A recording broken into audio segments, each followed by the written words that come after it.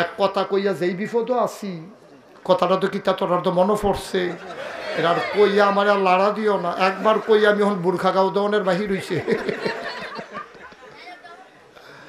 এই এই বাংলাদেশে বাংলা ভাষায় যারা কথা কয় পৃথিবীতে, ওখান ইংরেজরা এবার আমি আবার হজ যায় চিন্তা করছি, অন হেতারও জানি আমার এই দেখা কিতা করে কি হইব। মালয়েশিয়াও যায় ব্যাপার নিয়ত করছি এই হজারা উমরার আগে দিয়া, কি জানি সারা বেড়া ছুটটা থেকে আল্লাহ জানে, বিপদে আছি। চিন্তা করছি এরকম চশমা লাগায়াম আর মাস্ক লাগাইলাম, দুই রকম লাগাই লইলে পুরো আন্দার হইয়া যাই গিয়া যেন ধরতে না পারে। আল্লাহ যেন কবুল করে সবাই কো আমি। আমরা যা বাইক গিয়া কই অলি অলি অলি,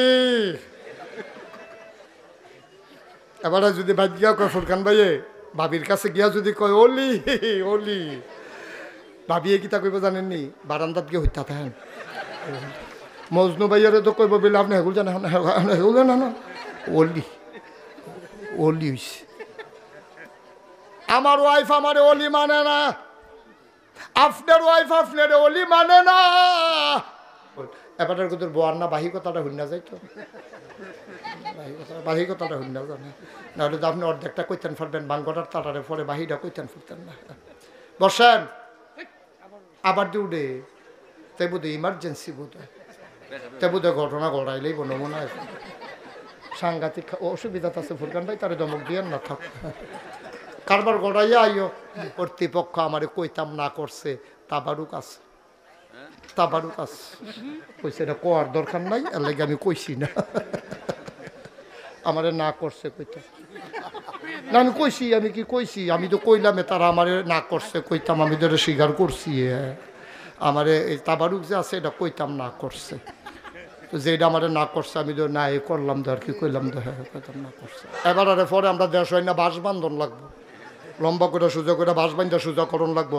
এই অসিব্যের দলে নরম ফাইয়া ভদ্র ফাইয়া যদি এবারের উপরে সব পজা সাফাই দেয়, তো এবারের হ্যাঁ নয় হজ কাইত, তো এবারায় নবীজিরে বা আমরা সকলে মিল্লা কাম ভাগ করে লাইছি, কেউ লাকড়ি কাটন, কেউ তরকারি কুটন, কেউ ভাত রান্ধন, কেউ বাইরা খাওয়ান। নবীজির বাগে পড়ছে বাইরা খাওয়ান। সুবহানাল্লাহ কোনটা কেন? আম্মা খাদিজা গো, মানুষটা কেমন কইতাম পারতাম না, তবে এই মানুষটা আমরা যতদিন সফরে ছিলাম তিনি বাইরা বাইরা খাওয়াইছে, খোদার কসম দিয়া কইতাম পারাম। কোনোদিন উনি থাকলে খাইছে, কোনোদিন না খাইয়া রইছে, কিন্তু নুন চাইতো গিয়াও হগলরে খাওয়ানোর আগে একটা টুকরা গোশত মুখে দেয় না। আম্মা খাদিজা গো, ও খাদিজা, আপনি জিজ্ঞাইছেন মোহাম্মদ মানুষটা কেমন, শুনেন শুনেন শুনেন গো আম্মা। আমরা দেখতাম উনি দুপুর বেলা রইদের উপর দিয়া দবদবাই আটটা জায়গায়, আমরার মাথা গিয়া ফাইটটা জায়গায়, নাহে দিয়া রক্ত পরে মুড়া ফাইটটা জায়গায়।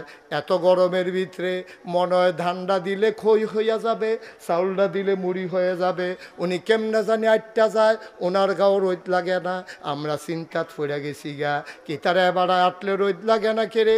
আমরা উপরের দিকে চাইয়া দেখি, এবারায় যেদিকে যায় আকাশের একটা মেঘের টুকরাও লগে লগে সেদিকে যায়।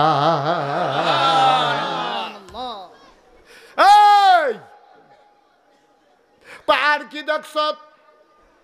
আমরা দেখছি এবার ফাত্তরের উপরে দিয়া দবদবাই আটটা জায়গায়, তুমি রাস্তা দিয়ে আটটা যাইতে দেখো, ওই যে ফাত্তরের এই রাস্তা সমান করার আগে রাস্তার ভিতরে যে বাঙ্গা ইট হালায়, খালি ফাউইডার রাস্তায় আটটা চাইও, ওমাগো কইয়া চিল্লান দেওয়ান ছাড়া উপায় নাই। আর কয় নবীজি মোহাম্মদে তখন তো নবুয়ত প্রকাশ পাইছে না, এবারায় এই ফাত্তরের উপরে দিয়ে আটটা যায়, এবারও ওমাগো কয় না, এবারও দুঃখ পায় না। আমরা তো চিন্তা করি কিতারে এবারে কি ফাত্তরে ধরে না। আমরা ফিসি দিয়া দৌড়াইয়া দৌড়াইয়া গিয়া একদিন একটা ফাত্তর লইয়া দেখি, যেই ফাত্তরটাতে বেড়ায় ফাড়া দিছে, দুঃখ পাইব কেমনে, ওই এই বেড়ার পাওয়ার সম্মানে ফাত্তরটা তুলার মতো নরম হয়ে গেছে। এই কথাটি শুননা সেরা আম্মাজান খাদিজায় পাগল হয়ে গেছে গা। আম্মাজান খাদিজায় প্রস্তাব পাঠাইছে, আর শরম রেখা লাভ কিতা, উনি কোনো যেমন তেমন মানুষ না। আজ যোগ কাল হোক একটা ঘোষণা ওনার ব্যাপারে আইব, যেই মানুষটারে ফাত্তরে নরম হইয়া জায়গায় আকাশের মেঘ যারে ফাহারা দেয়, এটা কোনো হুবের মানুষ না। আমি এবারে লগে রাহনে লাগবো। ওখান আরেকখানো যদি ওনার বিয়ে হইয়া জায়গায় তত আর আমি লগে থাকতাম পারতাম না। আম্মাজান খাদিজা কত বুদ্ধিমতী দেখেন, এবিডিয়ে বিয়ার প্রস্তাব ফাড়াইছে পরে আবু তালেব খুশি হয়েছে, খুতবা দিছে, দিয়া নবীজিরে বিয়া করাই দিছে।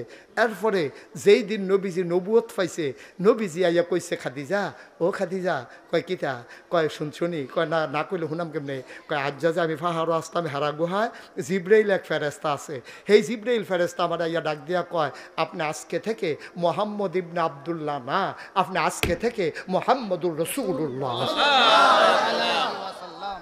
নবীজি আইয়া কইছে কার কাছে, আমার কতখানা কার কাছে, আম্মাজান খাদিজার কাছে কইছে। উমা কোনের লগে লগে আম্মাজান খাদিজা একবারও জিগায় না আপনি কবে নবী, কার নবী, কতদিন লাস্টিং করব নবী, কবে থেকে নবী, কিচ্ছু না জিগে আম্মাজান খাদিজা কি তা শুনবেন নি, আম্মাজান খাদিজা লগে লগে কইতে আছে আপনি অবশ্যই নবী। সুবহানাল্লাহ কইতেন না? নবী তো সাবরা খাইয়া উঠছে।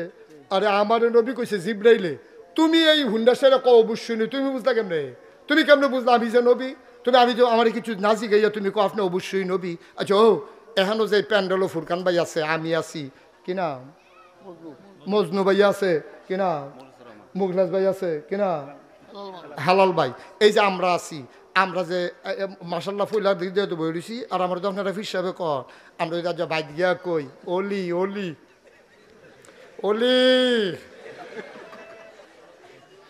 এবার যদি বাইক গিয়া কয় ফুরকান ভাইয়ে ভাবির কাছে গিয়া যদি কয় অলি অলি, ভাবিয়ে কিতা কইব জানেননি, বারান্দাত গিয়ে হত্যা থাকেন। মজনু ভাইয়ারে তো কইব বলে আপনি হেগুল জানেন, হেগুল জানেন না, অলি অলি হইছে। আমার ওয়াইফ আমারে অলি মানে না, আপনার ওয়াইফ আপনার অলি মানে না। কিন্তু 15 বছর সংসার করার পরে নবীজি যখন কইছে আমি নবী, আম্মাজান খাদিজা কয় অবশ্যই নবী। কয় কেমনে বুঝলা, কয় বুঝালাইছি 15 বছর আগে। আমলার নবী চমকাইয়া উঠছে, কেমনে বুঝলা, কয় 15 বছর আগে আপনার লগে যে ফলারারে ফাড়াইছিলাম, আপনি যে সিরিয়া গেছলেন, তে আইয়া কইছে আপনার বিলে মেঘে ছায়া দেয়, আপনার ফাওয়ার তলে বিলে ফাত্তর নরম হইয়া যাই গায়। সেই দিনে আমি বুঝছি আপনি কিচ্ছু একটা হইবেন, আরেক বেডিরে যদি বিয়া কইরালান আপনি কিচ্ছু হইলে আমি কোনো কাছে থাকতাম না। এর লাগিয়া বুদ্ধি কইরা আপনার কাছে বিয়া বইয়া লাইছি, এই খবরটা যেন সবার আগে আমি পাই। আল্লাহর নবী চুপ করে বসে আছেন, আম্মাজান খাদিজা জার জার করে কাঁদতেছে। এই দিনটার অপেক্ষায় ছিলাম, আমি বারবার টেনশনে ছিলাম, খবরটা আসার আগে যদি মরে যাই, খবরটা আসার আগে যদি মরে যাই। যেই আশায় আপনারে বিয়া করলাম আমার আশা তো পূরণ হবে না। আমি খালি আল্লাহর কাছে কইছি, আল্লাহ ও আমি জীবিত থাকতে থাকতে খবরটা দিও, পয়লা সাক্ষীরা যেন আমি দিতে পারি। এবার আম্মাজান খাদিজা কয় আপনি যদি নবী হবেন তাইলে 1 নম্বরে আমি আপনার উম্মত।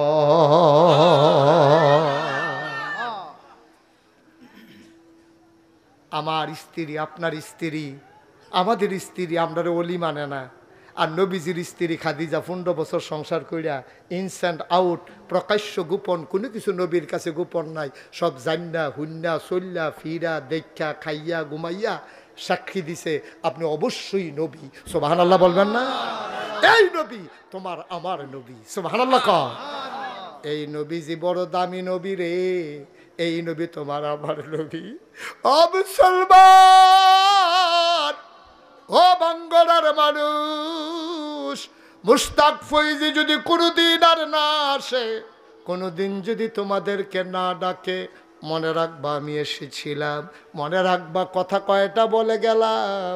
মাইনা মাইনা চইল রে ভাই, যদি কোনোদিন মুশতাক ফয়েজিয়ার না আসে, কে তোমারে এমন করে ডাকবে, কে তোমারে বুঝাইয়া বুঝাইয়া বলবে পাইবা না পাইবা না পাইবা না। চলো সবাই মিলে মেনে মেনে চলি, একদিন তো মরেই যাব। ওই কাছে ওই বাংলার মসজিদের মিনার থেকে ঘোষণা আসবে, ফুরকান ভাই নামক মানুষটা নাই রে। সবাই মিল্লা দৌড়ে দৌড়ে লাশ দেখতে আসবে, কাফন পরাইয়া সবাই মিলে দাফন করে দেবে মাটির কবরে। সবাই দেখুক মাটির কবর। আল্লাহ যেন এমন একটা জিন্দেগি আমারে দান করে, আমাদেরকে দান করে। সবাই দেখুক মাটির কবর। ফুরকান ভাই সহ আমরা সবাই মিল্লা কবরে গিয়া যেন দেখি মাটির কবর মাটি নাই, মাটির কবর জান্নাতের টুকরা হয়ে গেছে। এমন একটা জিন্দেগি আমরা চাই নাকি চাই না? এখন আমরা আমল নামাত গোনা আছে নিও, গোনা নাই এখনো কেউ আছে? সবার আমরার গোনা আছে। আপনাদের কোনো একটা খুশির খবর হইল, কর্তৃপক্ষ আমারে কইতাম না করছে, তাবারুক আছে, তাবারুক আছে। কইছে এটা কোয়ার দরকার নাই, এর লাগে আমি কইছি না। আমারে না করছে কইতাম না, আমি কইছি, আমি কি কইছি? আমি তো কইলাম তারা আমারে না করছে কইতাম, আমি তো স্বীকার করছি। আমারে এই তাবারুক যে আছে এটা কইতাম না করছে, তো যেটা আমারে না করছে আমি তো না করলাম, তো আর কি কইলাম, তো হ্যাঁ কইতাম না করছে। সবাই কোন আমিন। আপনারা শুনবেন কিনা শুনবেন, এটা আপনার ব্যাপার। আমারে না করছে কইতাম, তাবারুক যে আছে এটা কইতাম না করছে। আমার মার হাবা কর না কেন, জোরে কর না কেন মার হাবা। ওই এত হইলে আপনার গোনা আসেনি রে, তো এই গোনাটি কি লইয়া বাইর যাও না গোনাটি হালাই যাও, ফালাই যাও? তাহলে মাপ চাওয়ান দরকার আছে নি? তো খেডুডি চুকে বইয়া লাইবে না জায়গা। সবাই বসো, এখন তবা করাম। সবাই বসো, যার যার জায়গাতে বসে যাও। যে যেখানে আসো, মায়েরা ঘরের কোনায় বসেন, বাবারা যে যেখানে আসতেন রাস্তার দিকে ওই পার্শ্বে যারা আছেন সবাই বসে পড়ুন, সবাই বসেন আমার সাথে, সবাই পড়েন, সবাই নামাজের মতো করে বসেন। আমার সোনামণি না, নামাজের মতো করে বসো। আমার কলজার টুকরারা বসো, আরাম করে বসো নামাজের মতো। এই বুঝছি নামাজের মতো? এত নামাজ কারে আমি বুঝলে না। উঠেন না, যাইয়েন না, তোবা সকলের নসিব হয় না। তোবা সাংঘাতিক জিনিস। এই হুজুর গোনা নাই, মাসুম মাসুম। একবারে গোনা ছাড়াই যে আটতে আছে যখন শরীর কি ফাতলা ফাতলা আডে বেড়া, তোবা করবা এ ধৈর্য বইবে না, আবার আডে।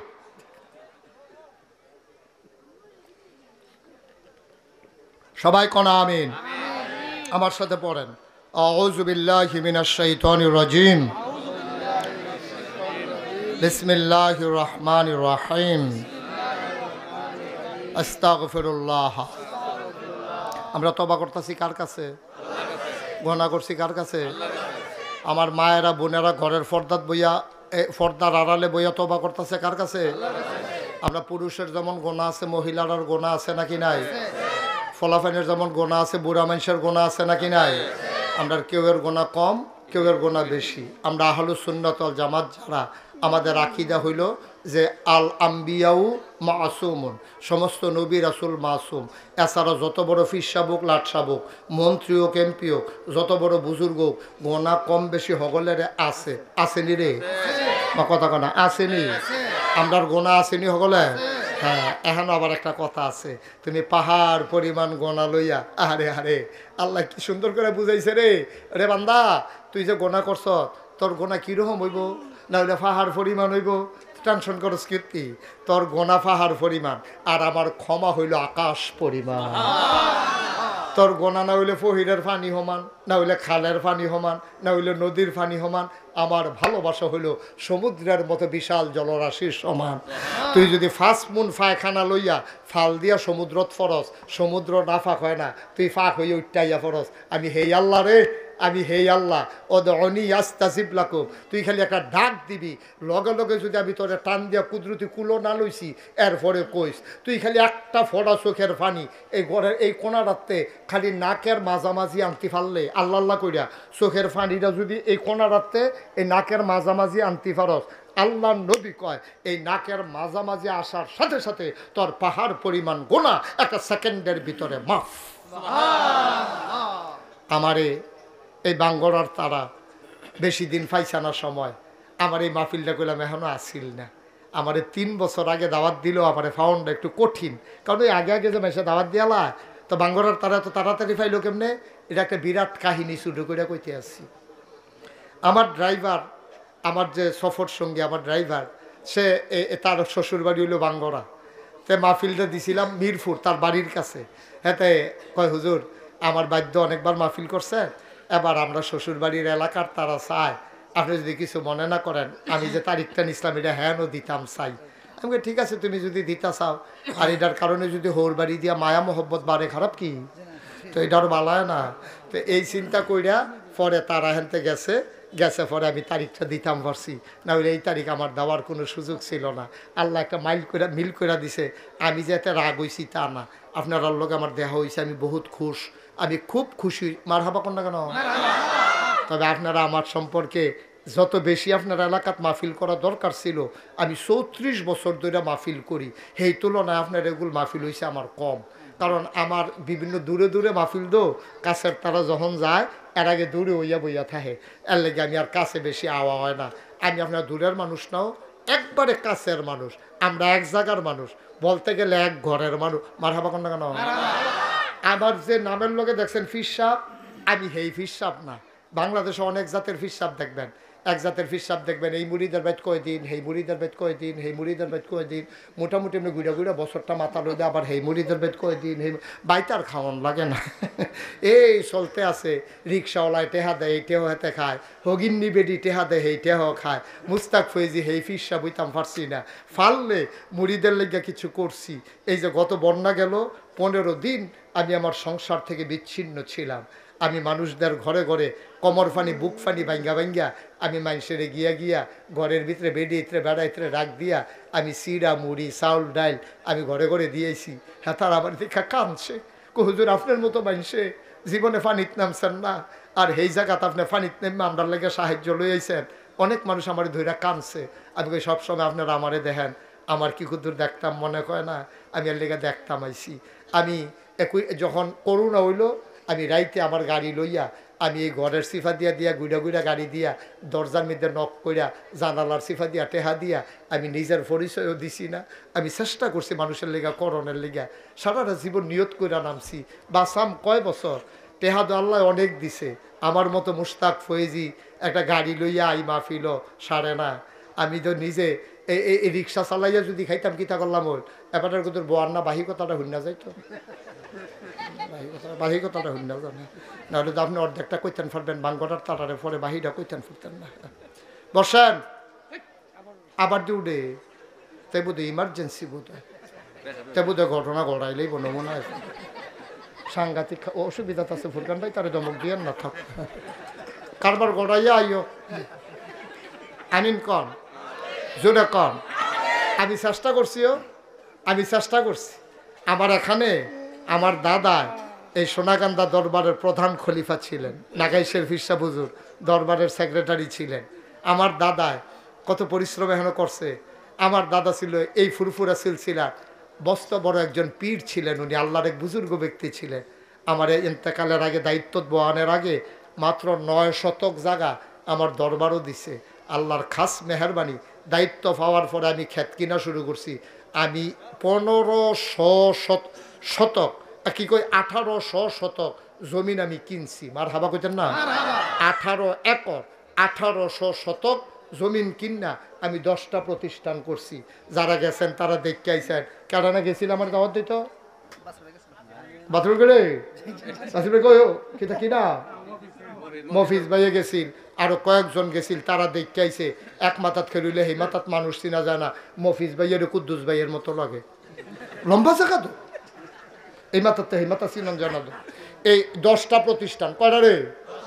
একটা খানকা আছে সিকিরাজকারের জন্য, একটা দাখিল মাদ্রাসা, নুরানি মাদ্রাসা, হাফিজিয়া মাদ্রাসা, দাতব্য চিকিৎসালয়, গণপাঠাগার, গবেষণাগার, ছাত্রাবাস, এতিমখানা, মসজিদ। মার হাবা কন্যা কেন?